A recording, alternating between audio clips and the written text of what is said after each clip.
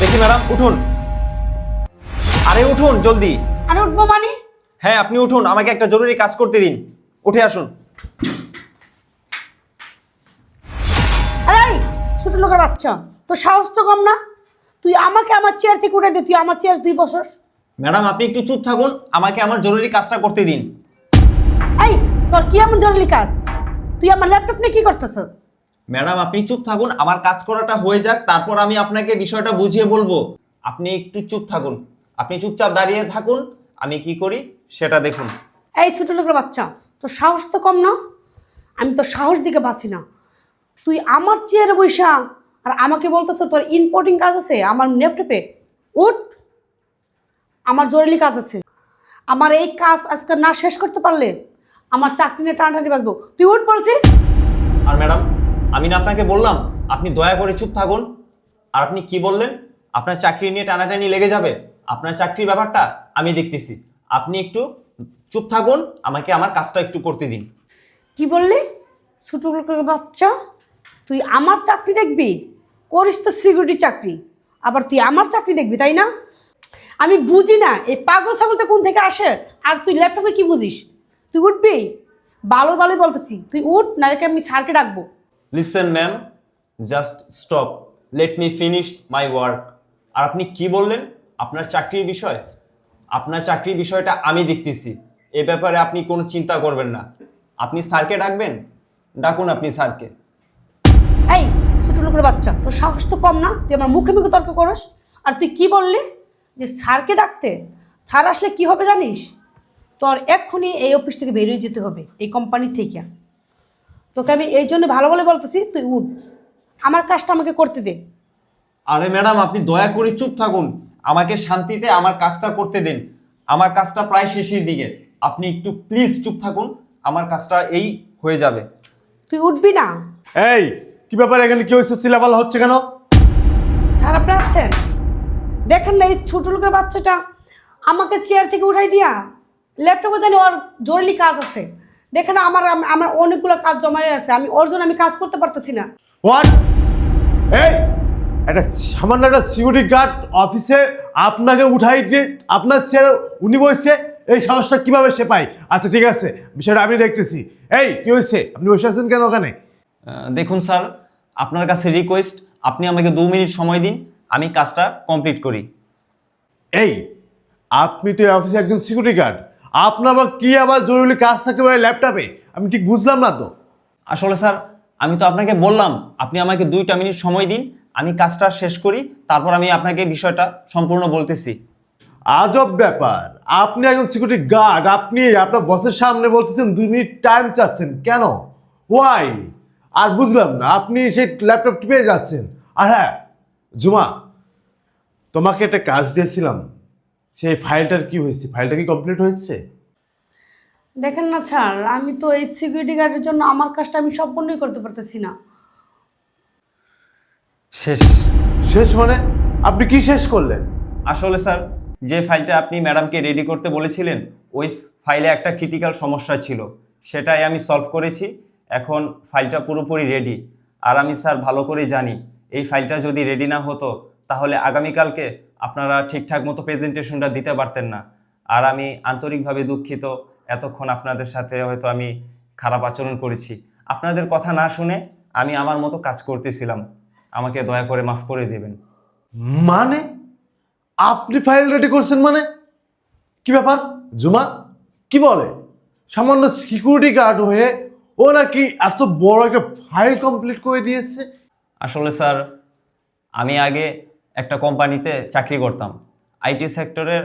আমি একজন software engineer হিসাবে কর্মরত ছিলাম, কিন্তু আমার দুর্ভাগ্য যে ওই কোম্পানিটা হঠাৎ বন্ধ হয়ে যায়। জীবিকা নির্বাহের জন্য আমি রীতিমতো হিমশিম খাচ্ছিলাম, কোথাও কোনো চাকরি পাচ্ছিলাম না। এই অফিসে এসে দেখি এখানে শুধুমাত্র সিকিউরিটির পোস্টটাই খালি আছে। কি করব? ওই যে মানুষ কথায় বলে না স্যার, নাই মামার চেয়ে কানা মামা ভালো, সেই জন্য সিকিউরিটি পোস্টে আমি এই কোম্পানিতে জয়েন করি। আর আপনি হয়তো শুনলে অবাক হবেন, আমি ওয়েব ডিজাইনের উপরও গ্র্যাজুয়েশন শেষ করেছি। আর তামিম সাহেব, আপনি যেন কি বললেন, এই ফাইলটা আমাদের ইমার্জেন্সি লাগবে আগামীকালকে। কিন্তু আপনি জানলেন কিভাবে? আপনি জানতে চান? তাহলে শুনুন।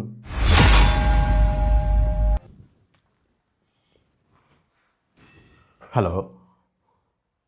জি জি, আমাদের তো আগামীকালকে মিটিং আছে। কি বলেন, ফাইল কমপ্লিট হয় না এখনো পর্যন্ত? আপনাদের মাথা কি ঠিক আছে? আপনারা জানেন না আমাদের আগামীকালকে মিটিং, এই ফাইলটা আমাদের ইমার্জেন্সি লাগবে। এই ফাইল না হলে তো আমরা তো মিটিং করতে পারবো না। আমি বুঝি না আপনারা কি করেন, অফিসে বসে বসে কি করেন আপনারা? আপনাদের না, এই রাখেন। আমি বুঝি না এরা অফিসে বসে বসে কি ঘোড়ার ঘাস কাটে।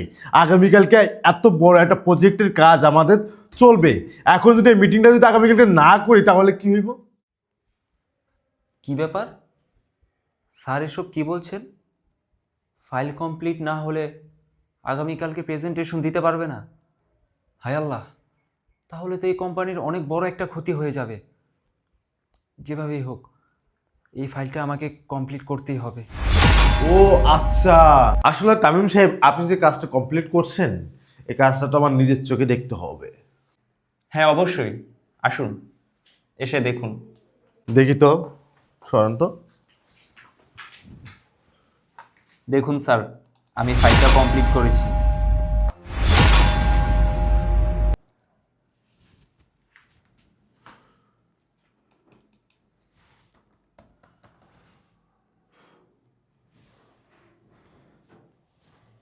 কংগ্রাচুলেশন। মানে? আসলে তুমি তো আমাদের এই কোম্পানিতে সিকিউরিটি গার্ড হিসেবে চাকরি করো, কিন্তু একজন সিকিউরিটি গার্ড এত সুন্দর করে অল্প সময়ে এত বড় একটা প্রজেক্টের কাজ কিভাবে সে কমপ্লিট করতে পারে, এটা দেখে না আমি রীতিমতো অবাক হয়ে গিয়েছি। আমার এখানকার স্টাফরা যেখানে এক সপ্তাহের ভিতরে কাজটা কমপ্লিট করে দিতে পারে না, সেখানে তুমি অল্প সময়ে কাজটা কমপ্লিট করে দিয়েছো।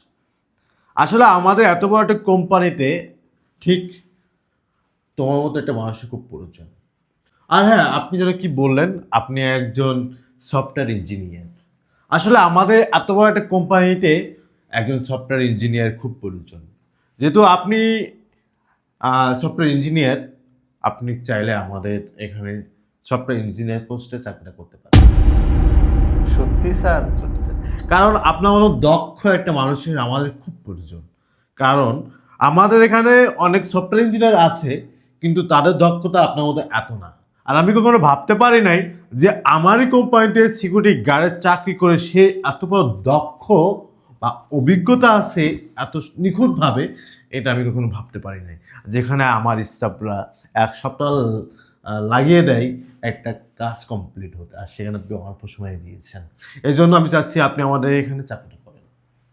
স্যার আপনি অসংখ্য ধন্যবাদ, অনেক অনেক শুক্রিয়া আমাকে এমন একটা সুন্দর মর্যাদা দেওয়ার জন্য।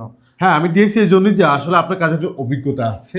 আর আপনি একটা কথা বলছেন, আপনি এর আগে একটা কোম্পানিতে আপনি চাকরি করতেন, সেখানে সমস্যার কারণে আপনার চাকরিটা চলে যায়, আপনি জয়েন করেন। যাই হোক, অসংখ্য ধন্যবাদ, আপনি আমাদের এখানে চাকরি করেন। তাহলে আজকে আপনি বাসায় চলে যান। স্যার আপনাকে অসংখ্য অসংখ্য ধন্যবাদ আপনার এই এত বড় একটা কোম্পানিতে আমাকে একটা কাজের সুযোগ করে দেওয়ার জন্য। আর আমি কখনো ভাবতে পারিনি যে আমি আমার আগের অবস্থানে ফিরে যেতে পারবো। আপনি তো জানেন স্যার, আমি আগে একটা আইটি সেক্টরে জব করতাম, কিন্তু হঠাৎ কোম্পানিটা বন্ধ হবার পর আমার চাকরিটা চলে যায়।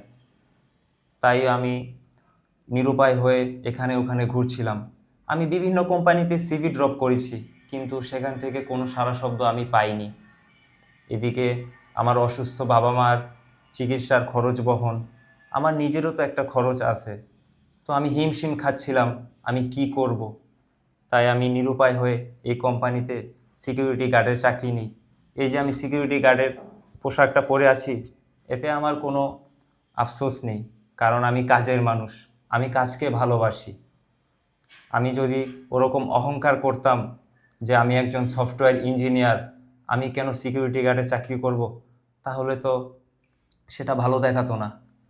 তাই আমি সিদ্ধান্ত নিলাম, কাজ ছোট হোক কিংবা বড় হোক, আমি আপাতত এই সিকিউরিটি গার্ডের চাকরিটাই করি। যদি আল্লাহ তাআলা আমার উপর মুখ তুলে তাকায়, আমি হয়তো কোনো একদিন আবার আমার আগের অবস্থানে ফিরতে পারবো। কিন্তু দেখুন, আল্লাহর কি অশেষ রহমত, আমি আবার আমার সেই পুরনো অবস্থান ফিরে পেয়েছি। আমি যে কি বলে আপনাকে ধন্যবাদ দেব সেই ভাষা আমি হারিয়ে ফেলেছি। আর আমি আপনার কাছে অনেক কৃতজ্ঞ। আপনার এই ঋণ আমি কখনো শোধ করতে পারবো না।